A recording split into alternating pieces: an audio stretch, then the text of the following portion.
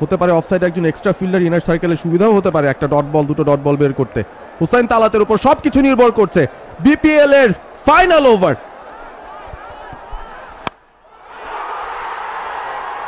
বল কিন্তু হাওয়ায় এবং ডিস্টেন্স ক্লিয়ার করলো, বিশাল ছয় মারলেন রিচার্ড, তার ইনিংসের দ্বিতীয় ছক্কা এবং ম্যাচটা কিন্তু একেবারে জয়ের খুব কাছে চলে এলো বরিশাল। 5 বল থেকে 2 রান।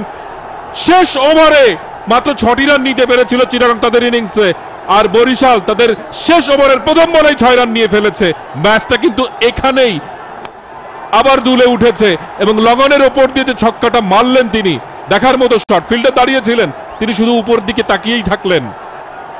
বরিশালের গ্যালারিতে উল্লাস, বরিশালের টেন্টে উল্লাস, ওনার্সরা উপভোগ করছেন।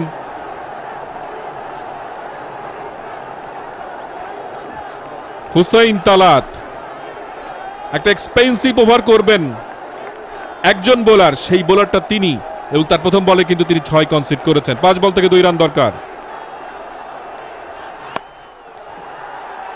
সফট হ্যান্ডে খেলেছেন, খেলেই 1টি রানের জন্য দৌড়। স্কোরটা কি লেভেল হয়ে গেল? স্কোরটা লেভেল হয়ে গেল 194, 7 উইকেটে। 4 বল থেকে 1 রান দরকার।